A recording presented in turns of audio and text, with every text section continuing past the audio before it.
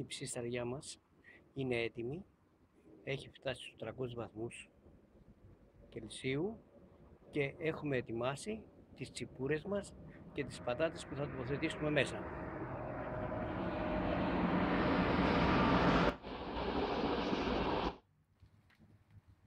Έχουμε τοποθετήσει τις τσιπούρες μας, όπως βλέπετε, και τις πατάτες μας κάτω από τις τσιπούρες. Σκεπάζουμε την ψισταριά και συνεχίζουμε για 35 λεπτά.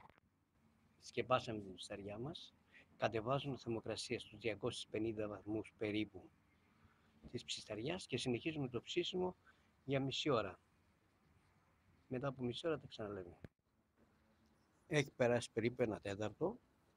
Η ψισταριά μας εξακολουθεί να ψήνει στους 250 βαθμούς. Η τσίκνα που βλέπετε είναι πάρα πολύ λίγη, δεν ενοχλεί τους δίπλα και συνεχίζουμε και θα τα πούμε σε ένα τέταρτο. Όση ώρα η Βόλκαν έκανε τη δουλειά της, εμείς ετοιμάσαμε μια ωραία σάλτσα για τα ψάρια μας και τα ψάρια μας είναι αυτά τώρα. Είναι έτοιμα μέσα σε μισή ώρα, τη δουλειά την έκανε μόνη της η Βόλκαν, εμείς δεν κάναμε τίποτα.